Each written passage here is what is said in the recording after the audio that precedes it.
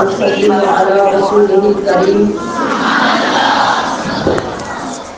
أما بعد فأعوذ بالله من الشيطان الرجيم بسم الله الرحمن الرحيم ولئن شكرتم لأزيدنكم صدق الله مولانا العظيم وصدق رسوله النبي الكريم الأمين رب اشرح لي صدري ويسر لي أمري واحلل عقدة من لساني يفقهوا قولي سبحانك لا علم لنا إلا ما علمتنا إنك أنت العليم الحكيم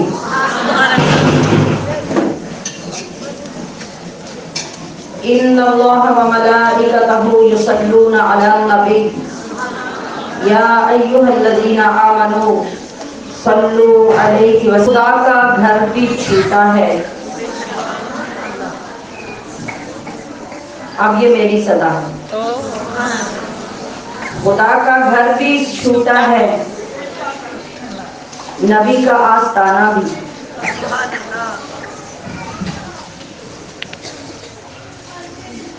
خدا کا گھر بھی چھوٹا ہے, نبی کا آستانہ بھی. لگا ہے دوہرا غم, مکہ مدینہ چھوڑائے. بے شک سبحان اللہ. خدا کا گھر بھی چھوٹا ہے, نبی کا آستانہ بھی. لگا ہے دوہرا غم, مکہ مدینہ چھوڑ آئے ہیں. خدا کا گھر بھی چھوٹا ہے, نبی کا آستانہ بھی. لگا ہے دوہرا غم, مکہ مدینہ چھوڑ آئے ہیں. اور ابھی تک دل وہیں پر ہے. بے شک سبحان اللہ. ابھی تک دل وہیں پر ہے, ابھی تک جان وہیں پر ہے.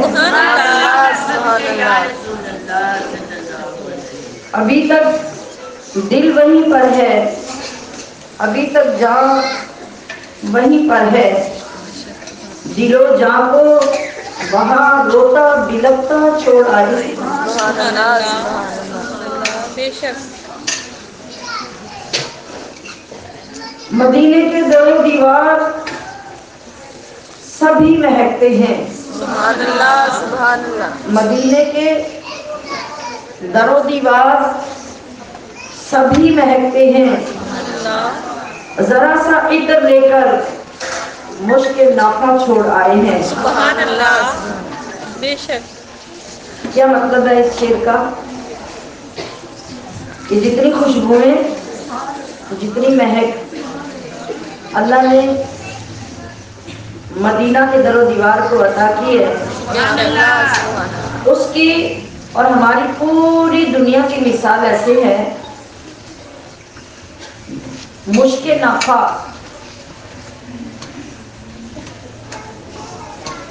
اس کستوری کو کہتے ہیں کہ جب وہ پیدا ہوتی ہے نا تو وہ کہاں سے پیدا ہوتی ہے؟ ہرن کی ناف سے. ہرن کی ناف سے جو مادہ نکلتا ہے نا اس کا نام کستوری ہے. اور وہ جب پورے کا پورا نکلتا ہے ہرن سے, اس کو اگر تقسیم کریں تو بے شمار جگہوں پہ وہ تقسیم ہو کے تھوڑی تھوڑی تھوڑی تھوڑی ڈبیوں میں پیک ہوتی ہے. وہ درجنوں کے حساب سے, سینکڑوں کے حساب سے آگے بڑھتی جاتی ہے. لیکن وہ جو ساری تقسیم ہوتی ہے نا, وہ ساری ایک ہی بار ہرن کے ناف سے نکلتی ہے. سبحان اللہ. تو شاعر کہہ رہا ہے کہ مصطفیٰ کا مدینہ ایسے ہے جیسے ہرن کی ناف میں ساری کستوری جمع ہو. بے شک. اور اس سے تھوڑا تھوڑا سا جو عطر بنایا جاتا ہے وہ پوری دنیا ساری جو ہے اس کی مثال اس تھوڑے سے عطر کی طرح ہے. اور مصطفیٰ کے ایک در کی مثال مشک نافہ جیسی. سبحان اللہ. لگا دوہرا ہے غم مکہ مدینہ چھوڑ آئے ہیں. سبحان اللہ. اور خدا جانے وہ کیسی نور اور کرنوں کی بستی تھی. سبحان اللہ. سبحان اللہ. سبحان اللہ. خدا جانے وہ کیسی نور اور کرنوں کی بستی تھی. اندھیرا ہے یہاں ہم اجالا چھوڑ آئے ہیں. سبحان اللہ. بے شک. اندھیرا ہے یہاں ہم ہم اجالا چھوڑ آئے ہیں. اور دل و جا کو وہاں روتا بلکتا چھوڑ آئے ہیں. سبحان اللہ. اور ابھی تک یاد آتی ہے مزار حمزہ کی وہ رونق. سبحان اللہ. سید الشہداء امیر حمزہ رضی اللہ تعالیٰ عنہ کے دربار پہ جہاں 70 صحابہ کا وہ قبرستان جس میں ایک قبر میں 14 صحابہ 14 شہید دفن ہیں. سبحان اللہ. اور سید الشہداء امیر حمزہ کا مزار مبارک بھی وہاں ہے. سبحان اللہ. اور وہاں اہل محبت اور اہل عشق جب کھڑے ہو کے آپ کی طرف متوجہ ہو کر فاتحہ شریف پڑھتے ہیں اور دعا کرتے ہیں، حقیقت پاتا ہے کہ سینوں کے اندر آپ کا فیض اترتا محسوس ہوتا ہے. اور وہ پاکیزہ نوجوان جنہوں نے اپنی جانیں نبی کے دین پر قربان کر کے لہو میں نہا کر اس قبرستان کو اپنا گھر بنایا، ان کی خوشبوئیں آج بھی وہاں کھڑے ہو کر محسوس ہوتی ہیں.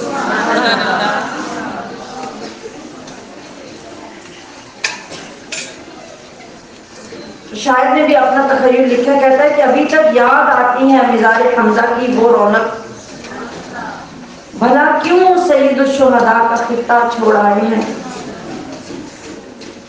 اور جہاں سے ساری دنیا میں اجاگر خیر جاری ہے، بقیع پاک میں زہرا کا روزہ چھوڑ آئے ہیں. دل و جا کو وہاں روتا بلکتا چھوڑ آئے ہیں.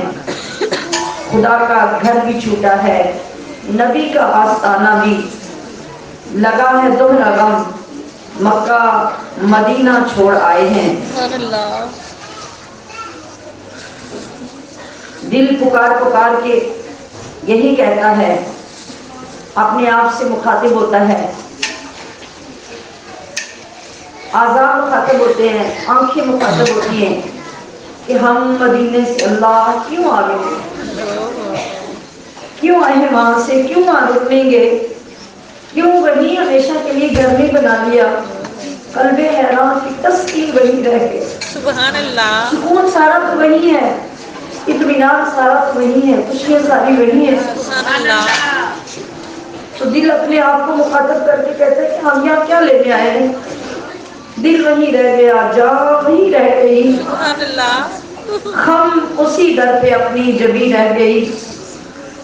اور یاد کیا آتا ہے، اللہ اللہ وہاں کا درود و سلام، اللہ اللہ وہاں کا سجود و قیام، اللہ اللہ وہاں کا وہ کیف و دوام، سبحان اللہ.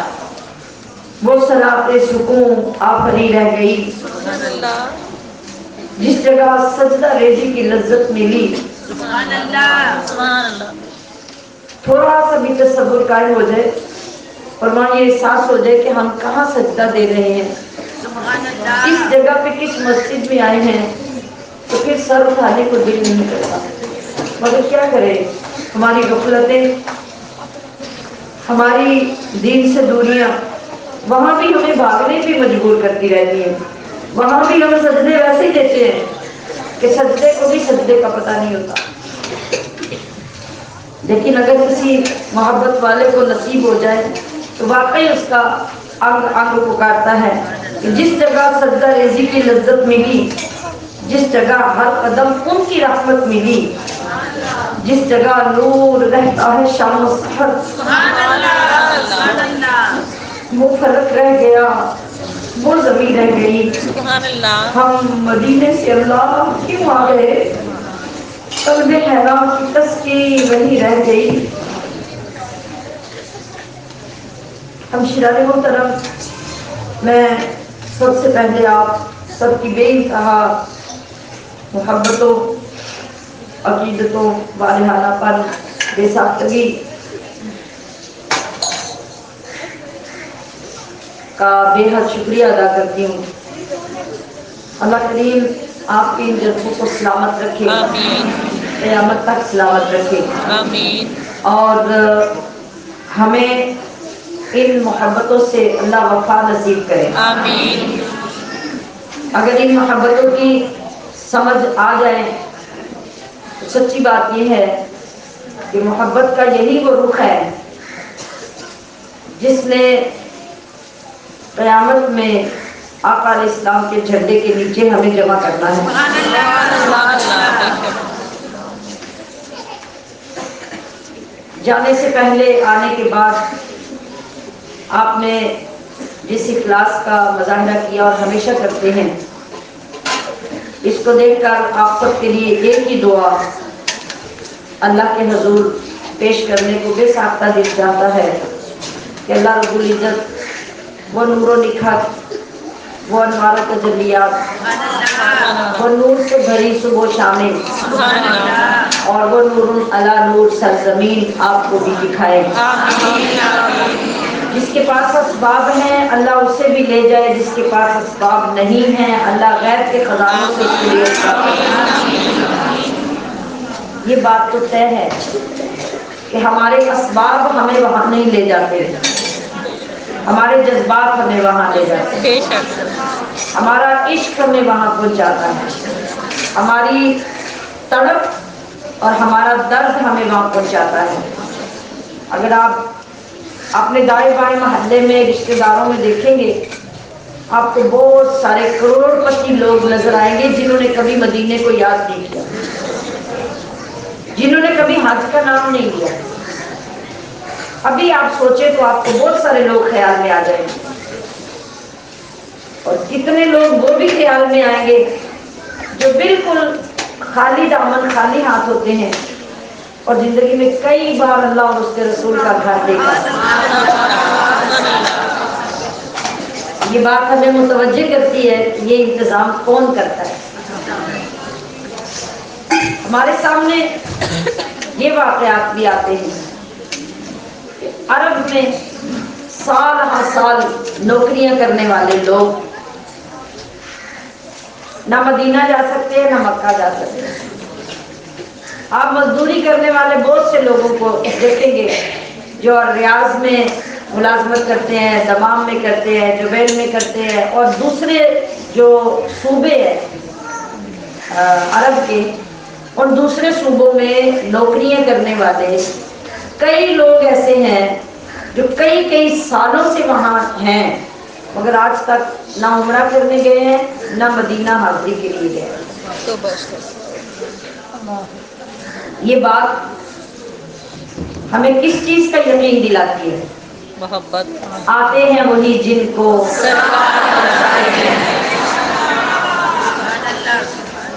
رب نہ چاہے تو مکہ میں داخل کر کے بھی آپ کو اپنے گھر نہ جانے دے، بے شک، اور رب چاہے تو لاکھوں میلوں سے اٹھا کے راتوں رات آپ کو اپنے گھر میں پہنچا۔ اسی طرح رسول اللہ کی مرضی ہے کہ وہ کسی کو اپنے گھر میں آنے دیں یا نہ آنے دیں، یہ آپ کی مرضی، آپ کا انتخاب، اور ہماری محبتیں یہ سارے فیصلے کرواتی ہیں۔ اگر ان کے اندر صداقت ہوگی، اگر ان کے اندر سچی چاہت ہوگی تو بس آپ لگے رہیں، دیکھیں کس وقت آپ کی باری آ جائے گی اور آپ کو حاضری نصیب ہوئے گی۔ ہر سال ہمارے ساتھ جانے والے قافلوں میں تو کچھ ہی لوگ ہوتے ہیں نا، ہم انہی میں سے یہ سارے نتیجے نکال سکتے ہیں۔ کئی لوگ انتظام کرتے کرتے پیچھے رہ جاتے ہیں، کہیں آگے نہیں پہنچ سکتے، کچھ کسی مصیبت کسی پرابلم کا شکار ہو جاتے ہیں اور راستے میں تیاری رہ جاتی ہے، اور کچھ کیا ہوتا ہے راتوں رات وہاں پہ کاغذات مکمل ہو جاتے ہیں، یہاں صرف بہانہ بنتا ہے۔ اس کی ایک مثال میں آپ کو اپنے قافلے سے پیش کر دیتی ہوں۔ پچھلی 11ویں شریف کے 2 دن بعد ہم گئے تھے، تیسرے دن ہم چلے گئے تھے، اور اس میں تقریباً 2-3 ماہ کے بعد ہماری جو لونپور کی ناظمہ صاحب ہے عزیز اختر جی یہ پیچھے 2-3 ماہ میں جامعہ میں نہیں آئی کسی وجہ سے، اور ان کو یہ پتہ بھی نہیں چلا کہ ہماری تیاری ہو رہی ہے۔ ربیع الاول کے بعد ہمیں ایجنٹ نے کہہ دیا تھا کہ اب کسی اور کے نئے کاغذ جمع نہیں ہوں گے، تو ہم نے نہیں کیے، جو پہلے لوگ تھے ان کی تیاری ہو رہی تھی اور انہی کے ویزے وغیرہ لگ رہے تھے۔ 11ویں کے 3 دن تیسرے دن ہم چلے گئے ہیں، اور 11ویں والے دن یہی کھڑے ہو کے انہوں نے کہا ایک حسرت کی آواز کے ساتھ کہ آپ مجھے چھوڑ کے جا رہے ہیں۔ تو میں نے ان سے پوچھا کہ آپ اتنے مہینوں سے کہاں تھی، آپ نے کیوں رابطہ نہیں کیا؟ ہم نے تو سب کو اعلانات بھی کیے، پوسٹ بھی بھیجی، یہ کیا ہو رہا ہے پیچھے؟ کمال کی بات ہے، آپ اپنے سفر کو ضائع کر رہے ہیں، آپ کس لیے تشریف لائے ہیں؟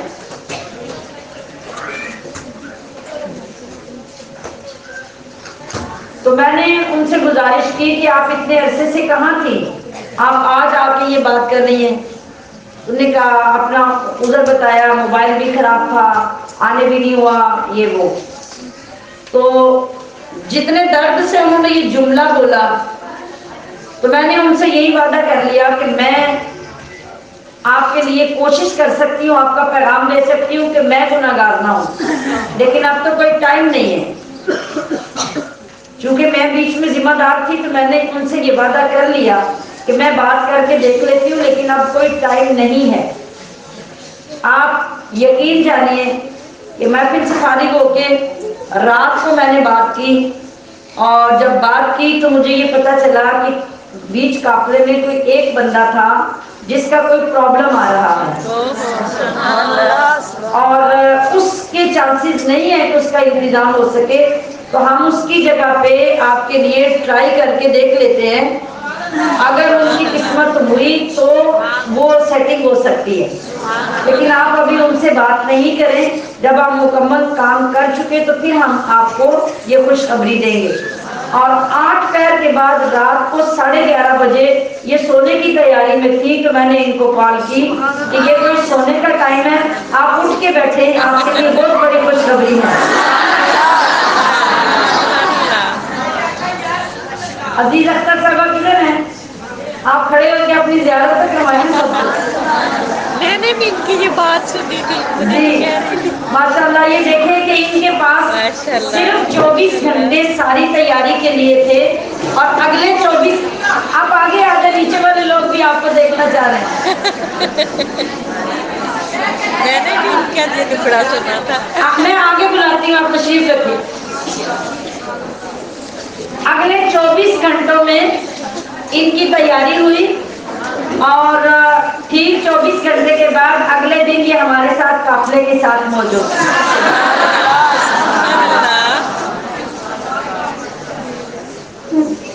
پھر آپ اگلی بات سنیے، تشریف رکھیں، اگلی بات سنیے کہ یہاں سے جو میں بات سمجھانا چاہ رہی ہوں، بڑی خوشی سے، بڑے اعزاز سے الحمدللہ یہ گئے، اور یہ بہت بڑی بات تھی کہ جس میں کسی کا کوئی انتظام نہیں ہو سکتا تھا، چونکہ پاسپورٹ وغیرہ ان کا پہلے سے تیار تھا، پاسپورٹ بھی ان کے پاس رہا اور ویزا بھی لگ گیا،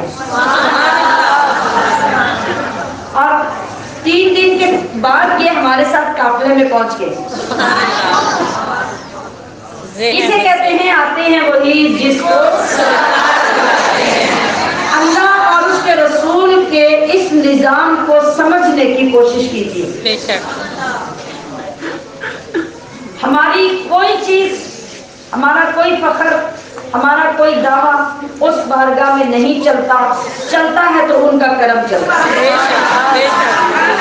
اگر ہمیں ان کے کرم پہ یقین آ جائے اور ہم اس کے اوپر دل و جان سے فدا ہو جائے اور مضبوط ہو جائے تو کبھی کسی جگہ پہ وہ ہمیں چھوڑتے نہیں۔ بے شک۔ اب میں اس کرم کا دوسرا رخ جو آپ کے سامنے پیش کرنا چاہتی ہوں وہ ہماری ساری زندگی کے لیے بڑا امپورٹنٹ ہے۔ الحمدللہ یہ وہاں پہنچے، اللہ نے کرم کیا، مکہ میں پہنچ کر عمرہ بھی کیا، اور اس کے بعد یہ کافی بیمار بھی ہو گئے۔ گروپ میں باقی لوگوں سے تقریباً 3-4 دن یہ زیادہ بیمار ہے۔ اب اللہ نے پوچھنا بھی تو تھا نا،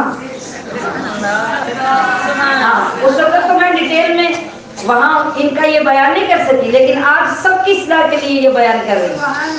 اللہ نے پوچھنا بھی تو تھا کہ میں نے جو کرم کرنا تھا، میں نے تو سب کو حیران کیا، اب میں آپ پہ آزمائش ڈال کے یہ چیک کرنا چاہتا ہوں کہ اب اس حال میں بھی آپ کتنی شکر گزار ہیں۔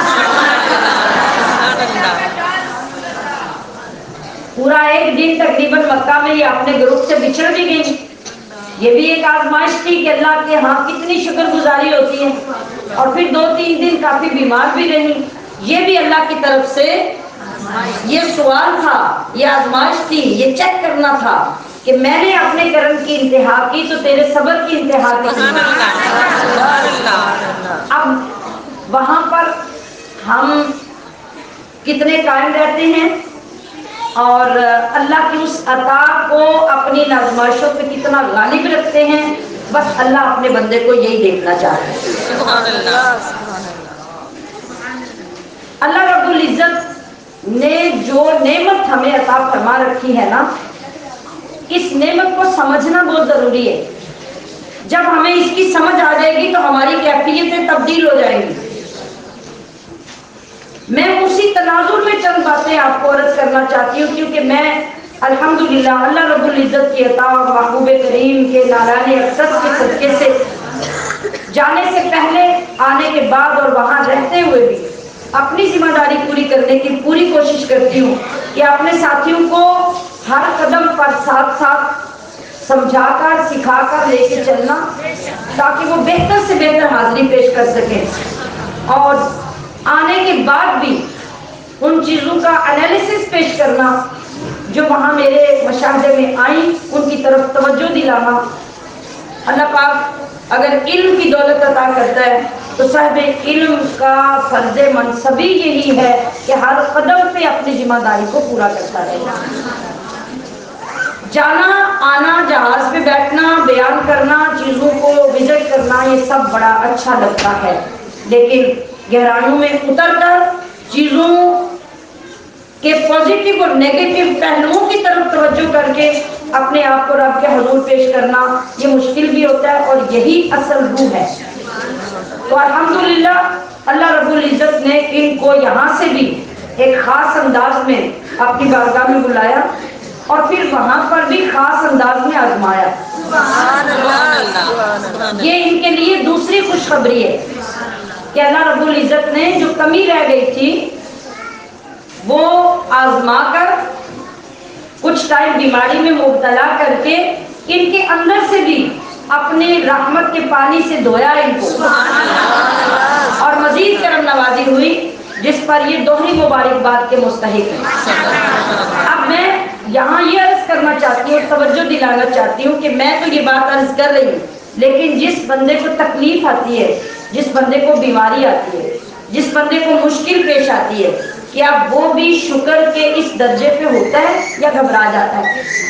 تو میری گزارش یہ ہے کہ اس راستے میں آنے والی ہر مصیبت پہ اللہ کا اس طرح شکر ادا کریں جیسے راہ جاتے آپ کو 1 کروڑ روپے کی کاپی مل گئی ہو، اور آپ اللہ کا شکر ہاتھ اٹھا کے جوڑی ادا کریں، یا اللہ اتنی بڑی نعمت، اتنی بڑی دولت میں تو سوچ نہیں سکتی تھی، تو نے راہ جاتے مجھے عطا کر دی۔ اللہ جب اپنی راہ میں کوئی تکلیف دیتا ہے تو گویا اتنی رحمت بندے پہ انڈیلتا ہے اور اس کو اپنی رحمت سے مالا مال کرتا ہے۔ بیماری آتی ہے تو وہ اندر سے تکلیف اور گناہ اور بیماری کو نکال کر بندے کو نکھار دے۔ تو علماء کرام فرماتے ہیں کہ اگر اس سفر میں جا کر آپ کو تکلیف آئی، مصیبت آئی، بیماری آئی، تو اس کا مطلب یہ ہے کہ گھر بلا کے رب آپ کو توجہ دیتا ہے، آپ کو صاف کر رہا ہے۔ تو اس پہ ہمیں کیا کرنا چاہیے؟ اللہ کا کروڑ ہاں شکر ادا کرنا۔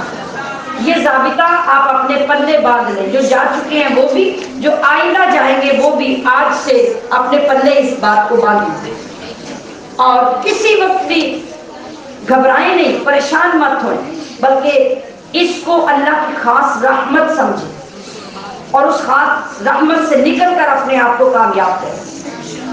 تو ماشاءاللہ اللہ پاک نے ان کے اوپر اتنی رحمت فرمائی، تو نہ جانے کون سا لفظ، کون سا جذبہ اللہ کا ان کو پسند آیا، اور اللہ پاک نے اس طریقے سے انہیں اپنے گھر میں بلایا۔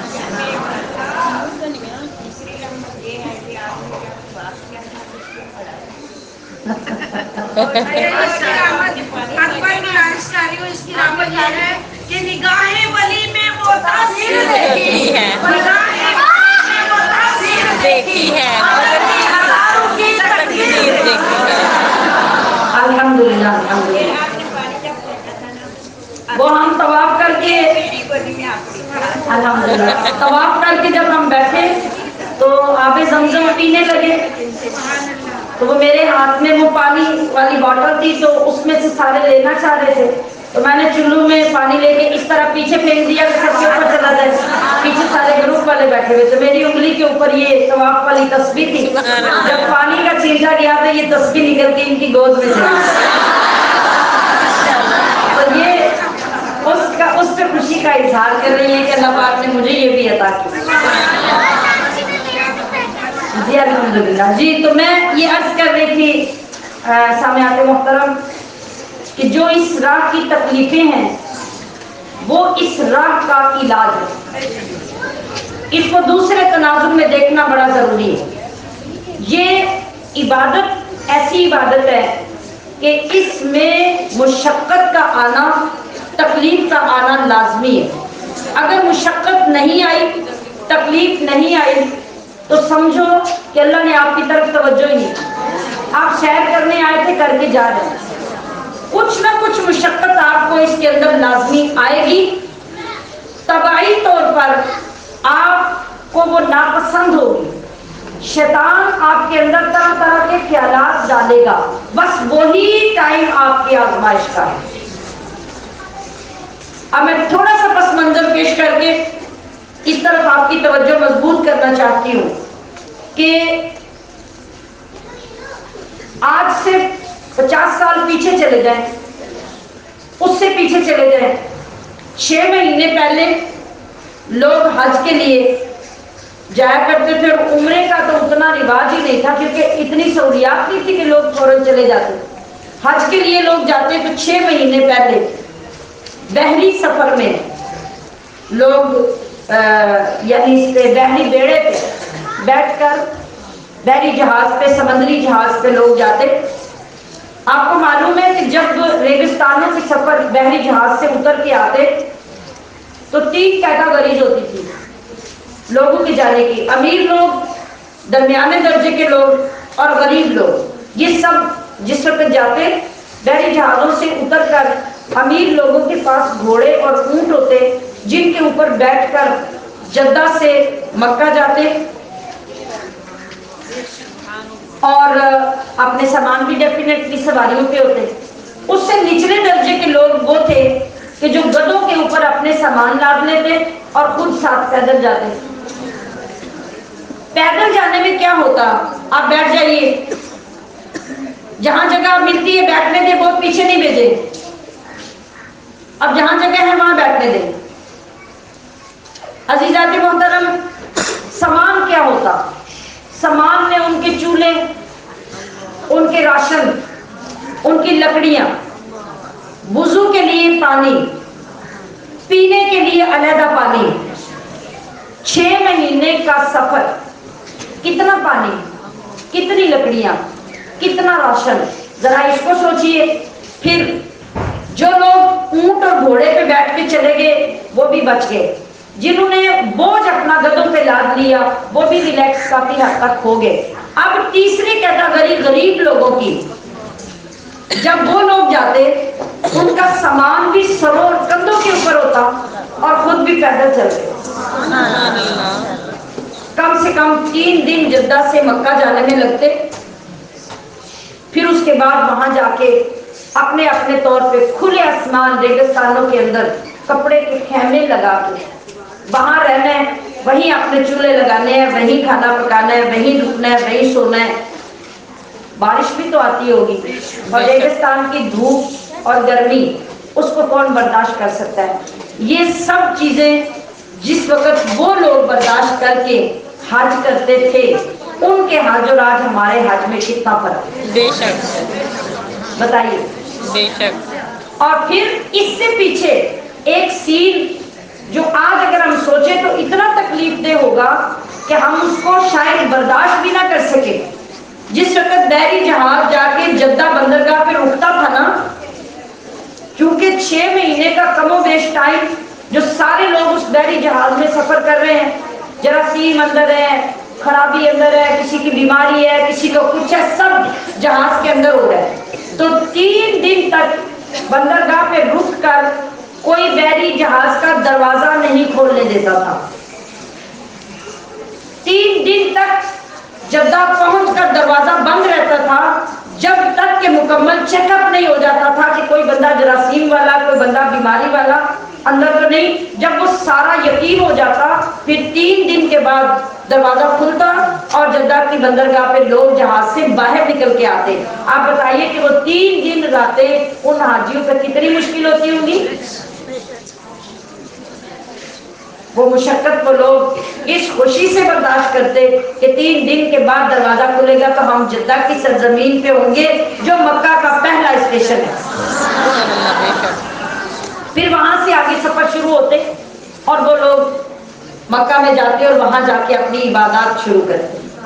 آج اگر اس تناظر میں ہم اپنے سفروں کو دیکھیں، ہم یہاں سے گاڑی میں بیٹھتے ہیں، ایئر کنڈیشن گاڑی، جہاز ایئر کنڈیشن، جدہ 5 گھنٹے میں ہم پہنچ جاتے ہیں، اور وہاں سے اتر کر مکہ جانے کے لیے بھی ایئر کنڈیشن گاڑی ہے۔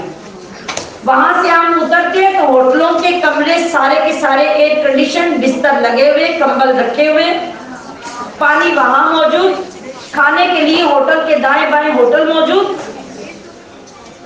اور وہاں سے نکل کر آپ نے حرم پہنچنا ہے تو حرم کے تو طواف کرنے کی جگہ پہ بھی جو پتھر لگا ہوا ہے وہ جلتی ہوئی دھوپ میں بھی آپ کے لیے ٹھنڈا پڑتا ہے۔ سبحان اللہ، بے شک۔ پیچھے بیٹھنے کی جگہ ہے تو وہ بھی ایئر کنڈیشن۔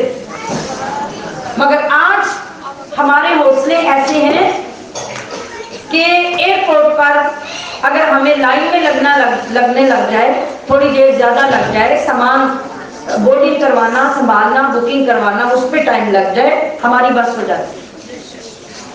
ہم بھول جاتے ہیں کہ ہم کہاں جا رہے ہیں اور ہمیں یہاں کتنے صبر کی ضرورت ہے۔ جہاز میں جا کے تھوڑا سا پرابلم ہو جائے تو ہم 10 بار بولنا شروع کر دیتے ہیں، بے صبری کی باتیں کرنا شروع کر دیتے ہیں۔ جہاز سے اتر کر بس آنے میں تھوڑی سی دیر ہو جائے تو ہم ایجنٹ کو گالیاں دینے سے بھی گریز نہیں کرتے کہ اس کے انتظامات کیا ہیں، گھنٹہ ہو گیا ہمیں بیٹھے، ابھی تک اس کی بس نہیں آئی۔ وہاں سے جا کر کمرے کی چابی ملنے میں تھوڑی دیر لگ جائے تو ہم 100 باتیں وہاں کرتے ہیں کہ ہمیں اتنا ٹائم ہو گیا، ہم اتنے گھنٹوں سے تھکے ہوئے ہیں، ابھی تک ہمیں کمرہ نہیں مل رہا، ابھی تک ہمارے سامان رکھنے کی جگہ نہیں۔ یاد رکھو، یہ بات لکھ لیجئے، آپ کا ایجنٹ ایک ایک قدم کی ڈیٹیل لکھ کر آپ کو دے دے کہ میں نے یہ سارے انتظام کر دیے، ورنہ جب آپ سفر کر کے نکلیں گے آپ کو کبھی وہ چیزیں ویسی نہیں ملیں گی، آٹومیٹیکلی بدل جائیں گی، اینڈ ٹائم پہ پرابلمز کریٹ ہو جائیں گے۔ کیوں ہوں گے؟ کہ مشقت تو سفر کا حصہ ہے۔ سبحان اللہ۔ اللہ آپ کے لیے مشقت پیدا کرے گا، خود کرے گا، اور کیوں کرے گا؟ ہر قدم پہ وہ آپ کو دیکھنا چاہتا ہے کہ یہ بڑے دعوے کر کے آئی ہے میری محبت کے، یہاں آ کے اس کی محبت کتنی ہے۔ اور سچی بات یہ ہے کہ 90% لوگ مکہ پہنچ کے اس میں فیل ہو جاتے ہیں۔ نہ ہماری زبانیں رکتی ہیں، نہ ہم شکوہ کرنے سے گریز کرتے ہیں، نہ ہمارے اندر صبر ہوتا ہے۔ چھوٹی چھوٹی سی باتوں پر، چھوٹی چھوٹی سی باتوں پہ بول کر ہم اللہ کی ناشکری کر کے اپنے آپ کو شو کر دیتے ہیں کہ ہم کس لیول پہ ہیں۔ تو پھر پتہ چل جاتا ہے کہ آپ کتنے عشق سے عمرہ کرنے کے لیے آئے۔ میں نے تھوڑی سی جھلک پیچھے والی آپ کو دکھائی کہ اگر اس کو سامنے رکھ کے آج کا سفر ہم شروع کریں، تربیت اس لیے ضروری ہے کہ ہم دونوں منظر آنکھوں میں لے کے چلے، جہاں پرابلم آئے پرانے لوگوں کو یاد کر لیں، جہاں مشکل پیش آ جائے پرانے لوگوں کا سفر یاد کر لیں، جہاں رکاوٹ آ جائے سمجھ لیں کہ اللہ نے آپ کو پسند کر کے روکا ہے کہ میں دیکھوں کہ یہ میرا ہے کہ نہیں۔ یہاں دیر ہو جائے سمجھ لو کہ اللہ مجھے چیک کر رہا ہے کہ میں اس سے سچی محبت کرتی ہوں کہ جب پورا ٹائم ہمارا تصور یہ رہے گا تو یقین کیجئے کہ نمبر لگتے جائیں گے، نمبر لگیں گے، باقاعدہ عمرہ مکمل ہونے کے بعد آپ کے نمبر لگے ہوں گے کہ اس عمرے میں سے اس نے اتنے نمبر لیے۔ اور اگر جو میں نے عرض کیا نہ ہماری زبانیں کنٹرول میں، نہ ہمارے شکوے کنٹرول میں، نہ شکایتیں کنٹرول میں، تو ہر بات پہ ہمارے نمبر کٹتے جاتے ہیں، تو کہیں ایسا نہ ہو سارا سفر بیکار ہو جائے، کہیں ایسا نہ ہو کہ عمرہ کرنے پر ہمارے نامہ اعمال میں صرف 7 چکر سعی کے اور 7 چکر کعبے کے لگے ہوئے ہوں، باقی کچھ بھی نہ ہو۔ تو خدا را میں یہ سمجھتی ہوں بندہ ایک مرتبہ ہو کر آتا ہے نا، دوسری مرتبہ جاتا ہے تو وہ یہ سوچتا ہے کہ یہ ساری چیزیں پہلے والی ہیں، یہ ساری چیزیں پہلے والی ہیں، اور اب مجھے تو یہ سب چیزیں یاد ہے۔ واللہ میں اتنا عرصہ ہو گیا آپ کے سامنے سے حاضر ہوتے ہوئے اور پھر واپس آتے ہوئے، مجھے ہر مرتبہ ایسے لگتا ہے کہ اس مرتبہ بھی یہ کمیاں تھیں، اس مرتبہ بھی یہ کمیاں تھیں، اس کی طرف بھی پہلے توجہ ہونی چاہیے تھی، اس کی طرف بھی، اور ہر مرتبہ یہ لگتا ہے کہ بے شمار غلطیوں کے ساتھ ہم عمرہ کرتے ہیں۔ میں بڑے ادب اور بڑی محبت سے سوال کرتی ہوں اپنی ان تمام بہنوں اور بزرگوں سے جن کو الف بے کا نہیں پتا، وہ ٹکٹ لے کے پاسپورٹ لے کے عمرہ کر کے واپس آ جاتے ہیں، جاتے ہوئے بھی ہاتھ ڈال دیے جاتے ہیں، آتے ہوئے بھی ہاتھ ڈال دیے جاتے ہیں، آتے جاتے نمازیں بھی قضا ہو جاتی ہیں، تھکاوٹ سے بھی نمازیں قضا ہوتی رہتی ہیں۔ وہ کوئی کس دین کا وہ عمرہ ہے؟ وہ کون سا عمرہ ہے؟ اور آپ کو یہ بات ہمیشہ یاد رہے، ہمارے اوپر عمرہ کرنا فرض بھی نہیں، واجب بھی نہیں۔ حج فرض ہے کس بندے پر؟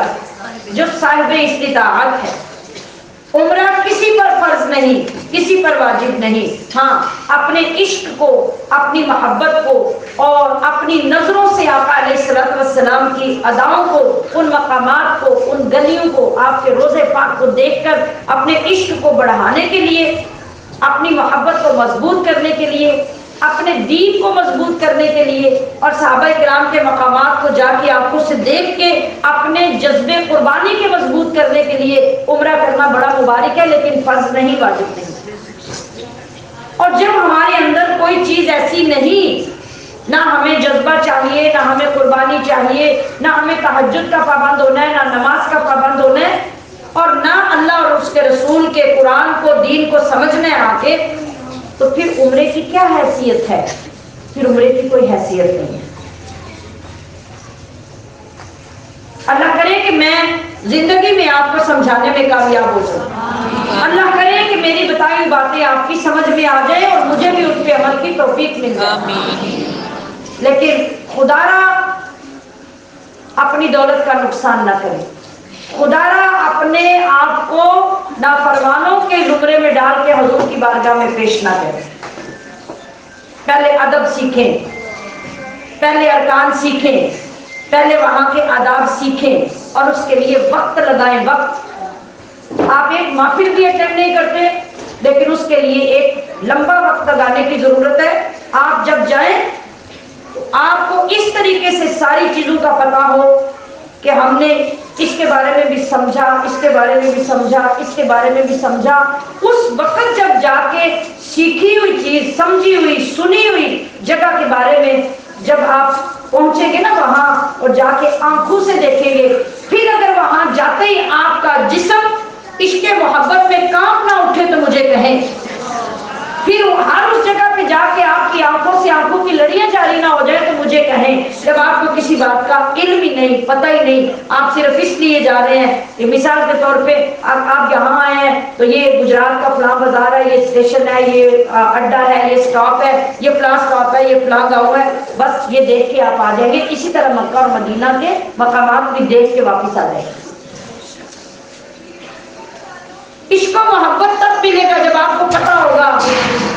ہم سید الشہداء پہ گئے، ابھی جس کا میں نے ذکر کیا، امیر حمزہ کے مزاج پہ کیا ہے وہاں احد میں کیا تھا، احد کے ساتھ چھوٹی پہاڑی ہے اس پہ کیا تھا، کیا یادیں ہیں وہاں پر، کیا مقامات ہیں وہاں جانے کے. سید الشہداء کی قبر مبارک کی فضیلت کیا ہے، آپ کا مقام کیا ہے، نبی سے آپ کا رشتہ کیا ہے، آپ نے قربانی کون سی دی ہے. جب ہمیں ان میں سے کسی چیز کا پتہ نہیں تو ہم اس جالی کے جنگلے کے بعد کھڑے ہو کے کیا کریں گے؟ مجھے بتائیں. کچھ کریں گے؟ کوئی فیلنگز آئیں گی؟ کوئی درد آئے گا؟ کوئی اسلام سے محبت ہوگی؟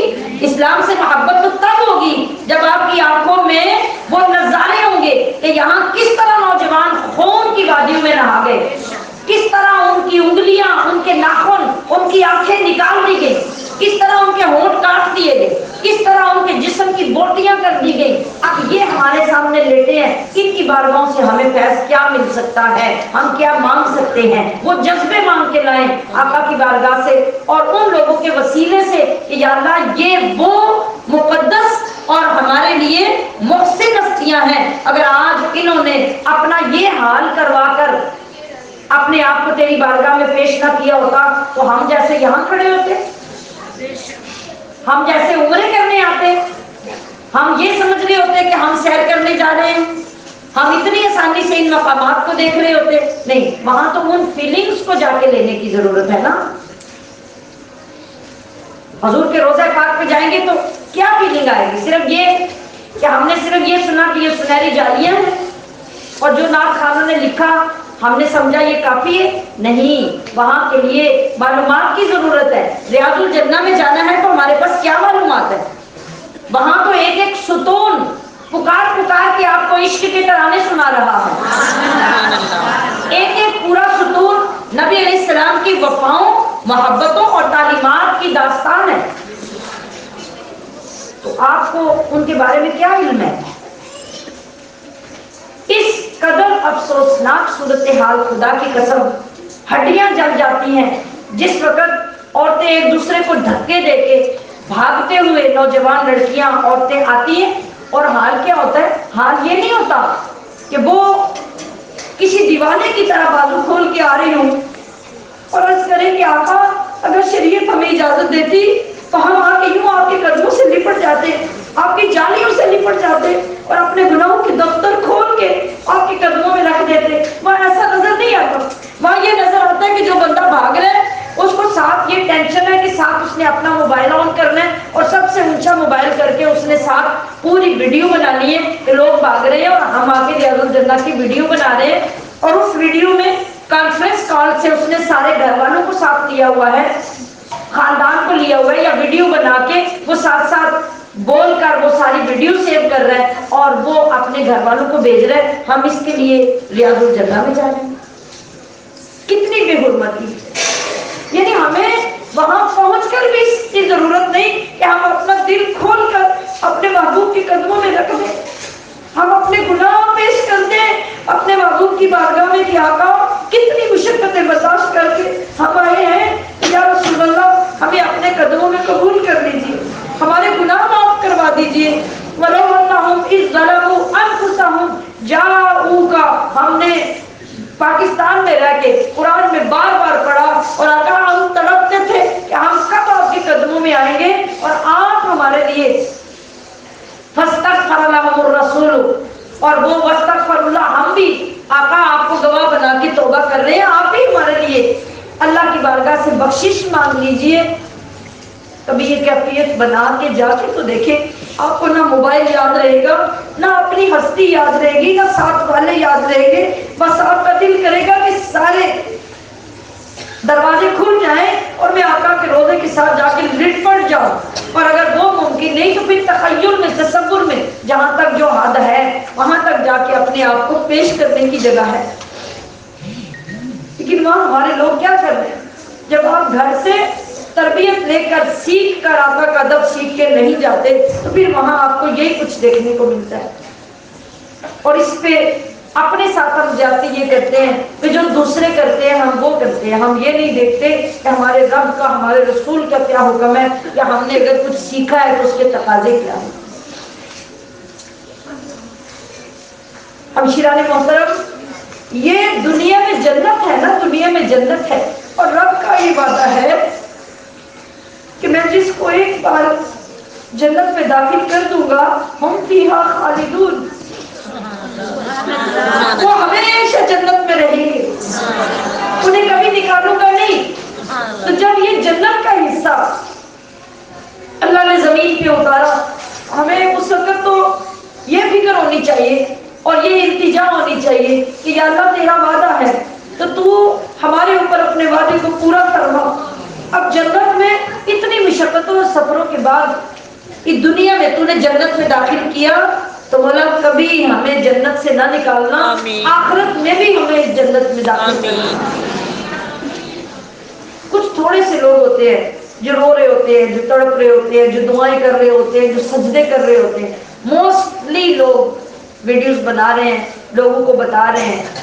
کم سے کم جا کر اپنی عبادت، ریاضت، اپنی آہوزاری، اپنی التجائیں پیش کرنے کے بعد آپ اگر یہ کر لیتے ہیں تو یہ ایک اور چیز ہے. ویسے آج ہمیں اس کے کرنے کی ضرورت نہیں ہے. ایک وقت میں مسجد نبوی کے اندر جا کے تصویر بنانے پہ پابندی تھی. ہم اس وقت بھی جاتے تھے جس وقت ویڈیو والا کیمرہ دروازے پہ چیک ہوتا تھا، ہمیں اندر لے جانے کی اجازت نہیں ہوتی. ہم سادہ موبائل اندر لے کے جاتے تھے تاکہ کسی سے باہر رابطہ کرنا پڑے تو ہم کر لیں. اب اس کی پابندی ختم ہو گئی. اب ہر طرح کا موبائل آپ اندر لے جا سکتے ہیں، ویڈیو بنا سکتے ہیں، لیکن اس کے باوجود اجازت اس لیے اب ہے کہ پابندی لگانا ممکن نہیں رہا. لیکن ہر جگہ پہ اندر بورڈ لگے ہوئے ہیں اور بورڈ کے اوپر لکھا ہوا ہے کہ یہ بڑی مقدس جگہ ہے، اس کا احترام کریں، اس میں تصویریں بنانے اور ویڈیو بنانے سے گریز کریں. وہ سامنے لکھا ہوا اور بار بار الیکٹرانک بورڈ کے اوپر وہ پلٹ پلٹ کے مختلف لینگویجز میں آتا ہے. ہر ملک کے لوگ اس کو اپنی لینگویج میں پڑھ سکتے ہیں، لیکن کوئی اس کی طرف توجہ نہیں کرتا، اس کی تو کوئی ویڈیو نہیں بناتا.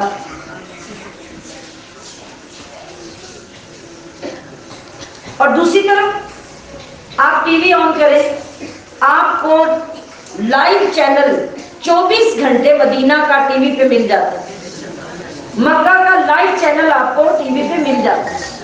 اگر آپ نے اس کی زیارت کے لیے اس کو ویڈیو بنا کے محفوظ کرنا ہے تو آپ وہاں سے زیارت کیوں نہیں کرتے؟ بے شک. پھر ادھر حکومت اور انتظامیہ جو حرمین کی ہے ان کی طرف سے باقاعدہ لیگل طریقے سے پوری ویڈیوز بنا کے جاری بھی کر دی گئی ہوئی ہیں، اور پھر یہ کہ اگر آپ لینا بھی چاہتے ہیں تو وہاں سے مل بھی جاتی ہے. پھر آپ وہ کیوں نہیں کرتے؟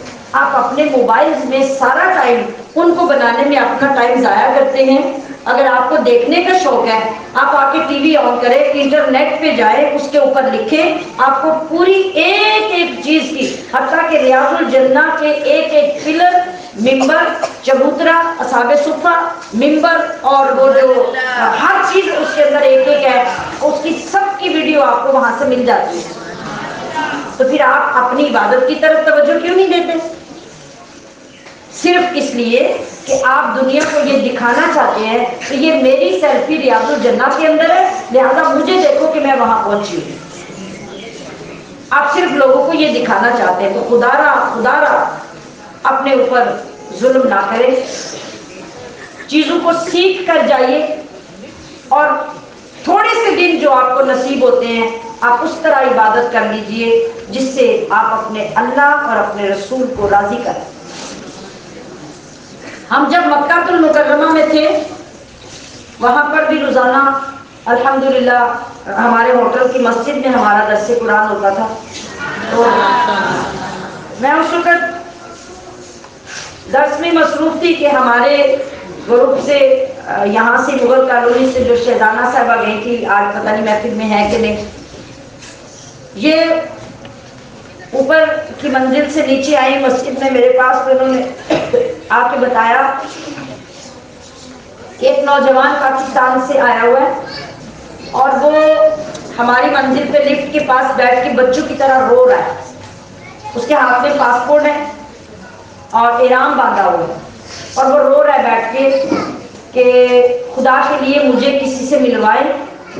اس نے دیکھا کہ ہمارے لوگ یہ ایک جیسے اسکاف میں کافی سارے گزرے، تو اس نے کہا مجھے سمجھ آ رہی ہے کہ شاید آپ زیادہ لوگ آئے ہوئے ہیں تو آپ کے ساتھ کوئی مرد بھی ہوں گے، تو آپ مجھے کسی سے ملوائیں کہ میں پاکستان سے آیا ہوں اور مجھے کسی نے عمرہ کروانے کے لیے بھیجا ہے، لیکن مجھے کچھ پتہ نہیں کہ میں نے کہاں جانا ہے، کیا کرنا ہے، حرم کدھر ہے، کیسے جانا ہے. تو وہ اس طرح رو رہا تھا آواز کے ساتھ جیسے بچے روتے ہیں.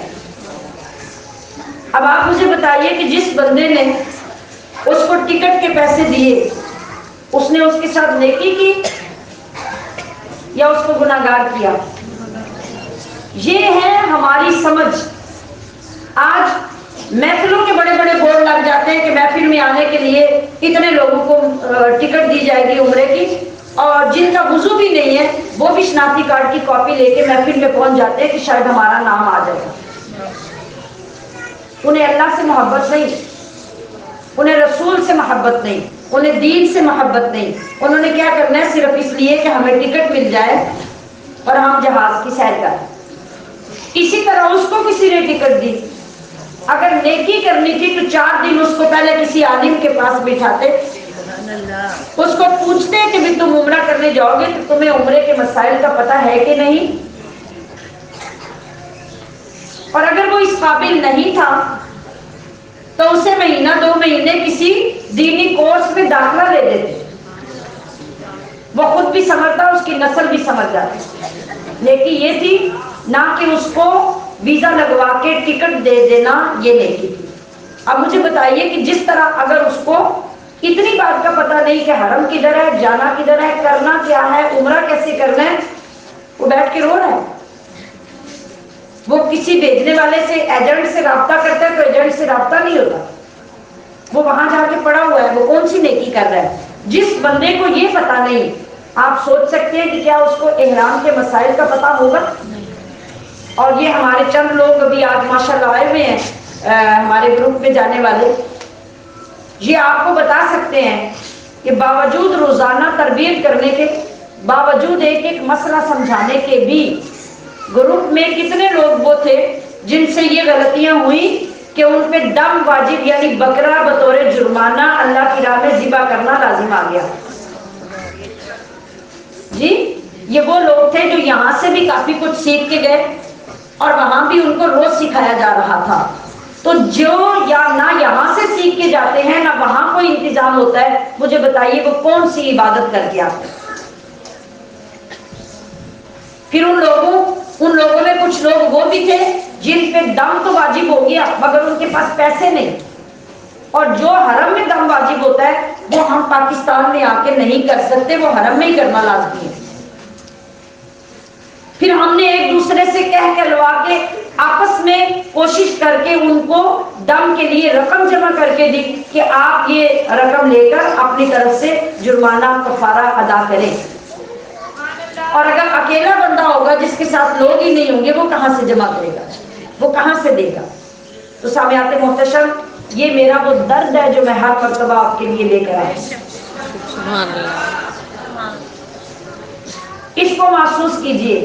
پھر ہم نے وہاں اپنے گروپ میں جو حضرات تھے، میں نے ان میں سے کسی کو کال کی اور کال کر کے کہا کہ فلاں جگہ پہ بندہ بیٹھا ہے، بچیوں کے ساتھ جائیں اور اس کو اپنے پاس لے کر آئیں، اس کو گائیڈ کریں اور اس کو کسی کے ساتھ اٹیچ کریں تو اس کی مدد ہو اور وہ بیچارہ جس کام کے لیے آیا ہے وہ کر سکے.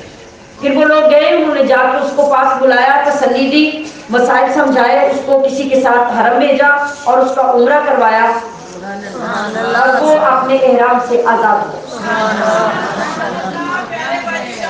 تو پیسے خرچ کرنے سے پہلے اپنے آپ کو اللہ کی بارگاہ میں لے جانے کے قابل بنائیے، وقت پیش کیجئے، سیکھیے اور اس کے بعد 100 مرتبہ شوق سے جائیے. اللہ آپ کو توفیق عطا فرمائے. آمین. وہاں میں نے عرض کیا کہ مشقت قدم قدم پہ آئے گی.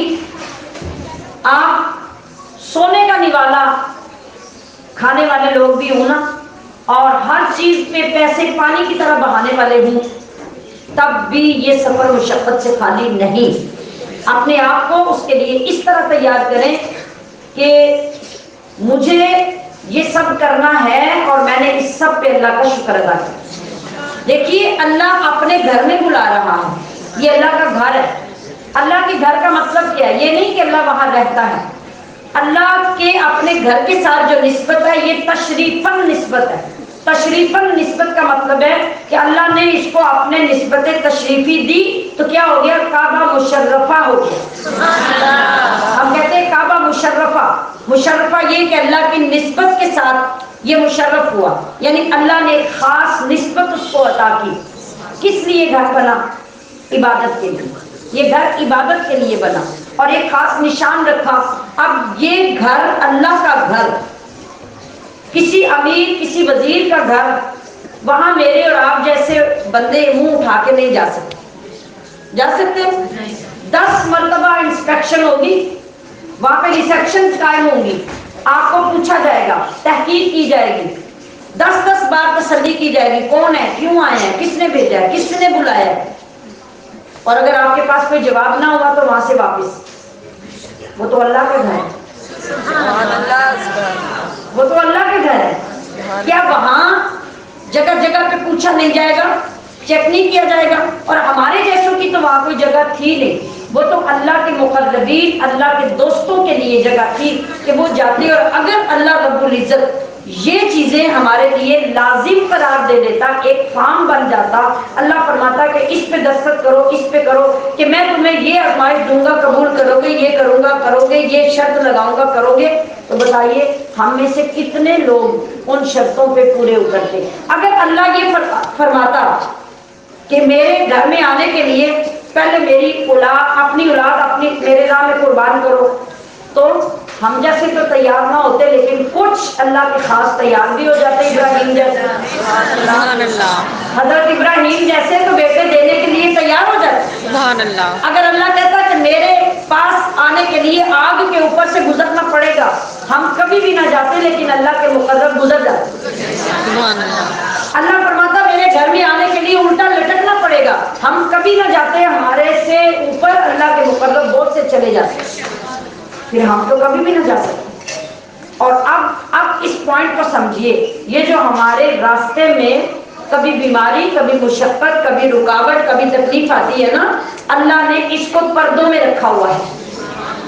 یہ ضروری تھا کہ اتنی بڑی بارگاہ میں جانے کے لیے ہم اس کی شرطیں پوری کرتے، لیکن اللہ جانتا تھا کہ وہ گنتی کے لوگ ہوں گے جو شرطیں پوری کر کے میرے گھر میں آئیں گے، لیکن اللہ نے ان مصیبتوں تکلیفوں کو پردے میں رکھا. اب جب ہم چل پڑتے ہیں نا بڑا دعویٰ لے کر اللہ کی بارگاہ میں، تو پھر ہمارے حال کے مطابق، ہماری کیپیسٹی کے مطابق، ہمارے حوصلے کے مطابق اللہ تھوڑی تھوڑی تکلیفیں راستے میں دیتا ہے، اور پھر ہمیں آزماتا جاتا ہے، اور ان سے نکال کر ان کے بدلے میں وہ کیا دیتا ہے؟ وہ صرف یہ نہیں ہمارا امتحان لے کے ہمیں چھوڑ دیتا ہے. جب کوئی بڑا بندہ، جب کوئی بڑی بارگاہ کا مالک آپ کو اپنے پاس خود بلاتا ہے، میں نے پہلے کہا کہ آتے ہیں وہی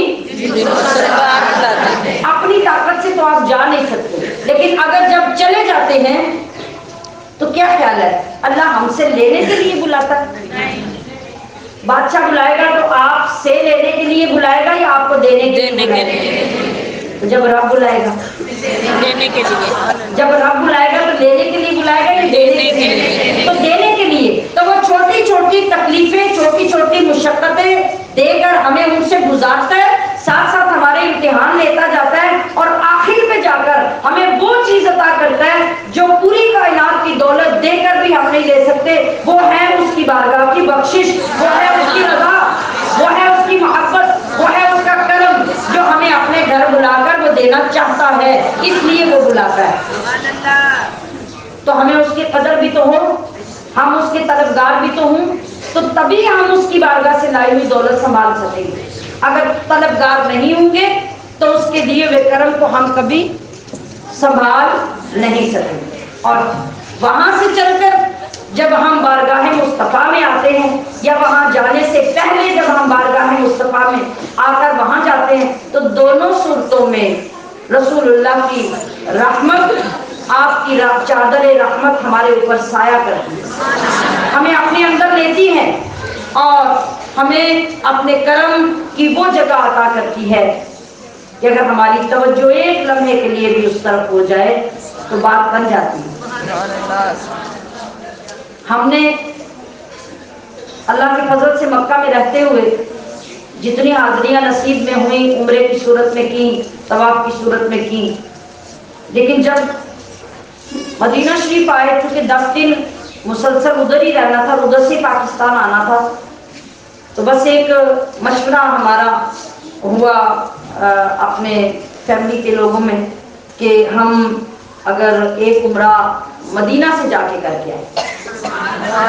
مدینہ سے عمرہ کرنے جانا 5 گھنٹے جانا 5 گھنٹے آنا اور عمرے پہ 5-6 گھنٹے تو ایسے لگ جاتے ہیں. تو اب اتنا بظاہر جسمانی طور پہ دیکھا جائے تو اتنا آسان نہیں تھا، لیکن یہ اللہ کی طرف سے بلاوا تھا اور رسول اللہ کا بھیجنا تھا. اور فائنینشلی بھی کوئی جانا آسان نہیں تھا.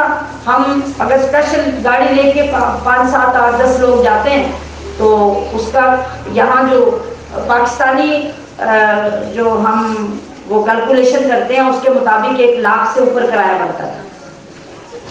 لیکن آقا علیہ الصلوۃ والسلام کی خاص نظر ہوئی اور ہمارا پروگرام بن گیا. ہم وہاں سے چلے اور جب ہم وہاں سے نکلے تو راستے میں جس طرح سے آنے والوں کے لیے مختلف جگہوں پہ استقبالیے بنے ہوتے ہیں، کوئی مہمان آتا ہے تو استقبالیے بنائے جاتے ہیں، جگہ جگہ پہ گیٹ بنائے جاتے ہیں.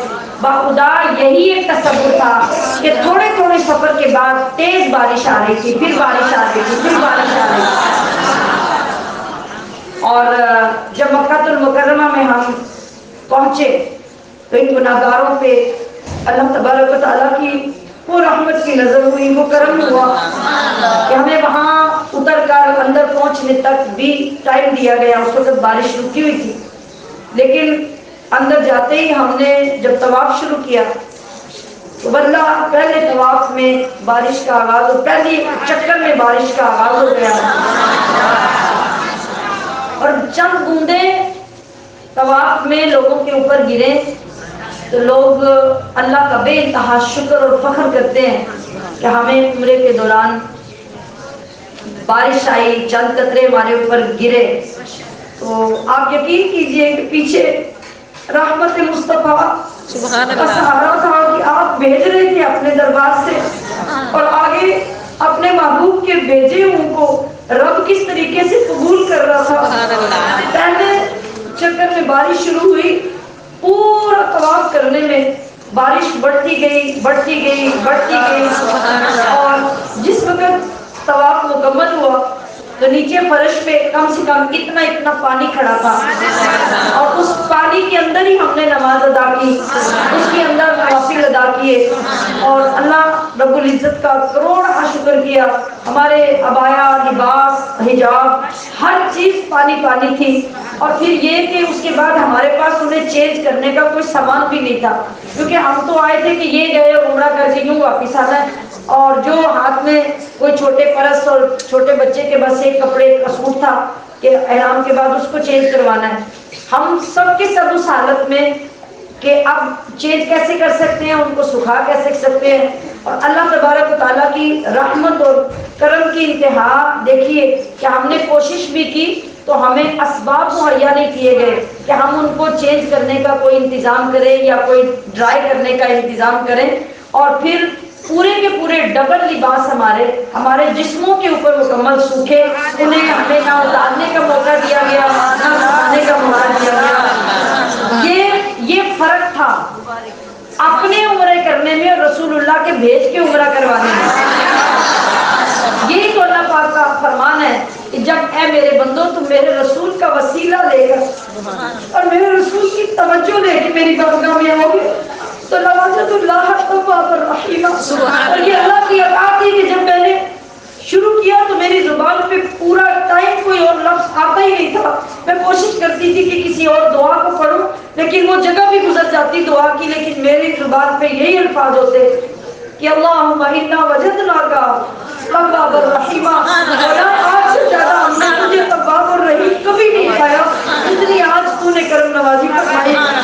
بس میری گزارش اتنی سی ہے کہ خدارا اپنی نسبتیں لے کے چلو, خدارا ایک ترتیب لے کے چلو, اپنے آپ کو تیار کر کے ایک مجرم کی حیثیت سے اس طرح چلو کہ آپ سے بڑا مجرم کوئی نہیں اور آقا سے زیادہ رحمت کرنے والے کوئی نہیں اور رب سے بڑھ کر غفور الرحیم کوئی نہیں. تو ان تیاریوں کے ساتھ اس عبادت کو خاص بنائیے, اس کو عام بنا کے نہ جائیے, اس کو خاص بنائیے, اس کی تربیت لیجئے, تعلیم لیجئے اور پھر قدم قدم پہ اس کی پیروی کرتے ہوئے اپنے رب کی بارگاہ میں یہ وقت گزاریے. میرے پاس بہت کچھ بتانے کو, بہت کچھ سنانے کو ہے, لیکن ہم ایک وقت میں کوئی ایک موضوع لے کے تھوڑا چل سکتے ہیں. انشاءاللہ العزیز مجھے سال کے دوران اللہ نے موقع دیا اور کوئی مناسب سیٹنگ جس مہینے میں ہوئی تو میں مختلف چیزوں کو آپ کے سامنے رکھوں گی اور ان کی تفصیلات آپ کے سامنے ضرور عرض کرنے کی کوشش کروں گی.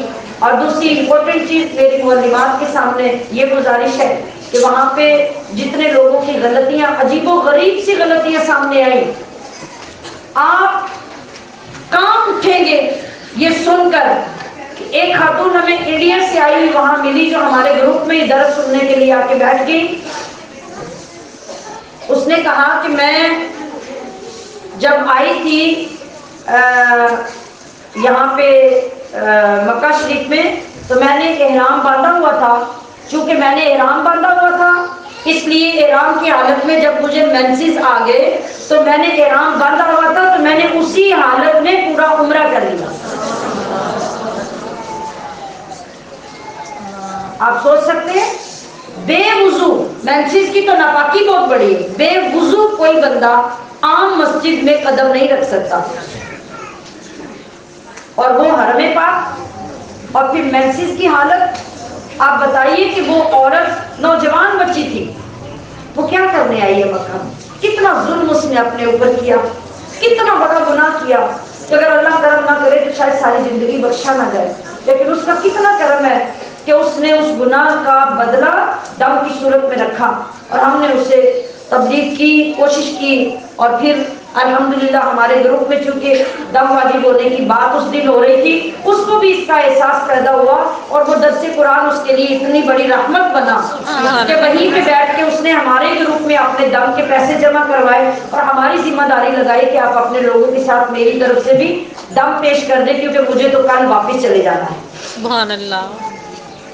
اگر اس کا وہاں وسیلہ نہیں بنتا بے اور اس شک. کو علم ہی نہیں ہوتا تو وہ تو عمرہ کر کے جا رہی تھی, بے شک. ساری زندگی کا وبال اور اللہ کا غضب لے کے واپس جا رہی تھی.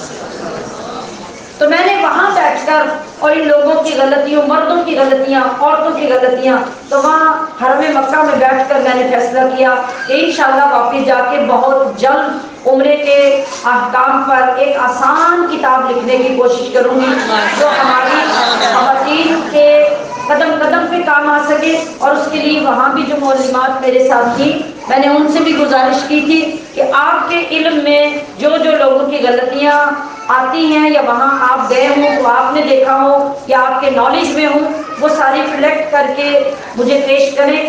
تو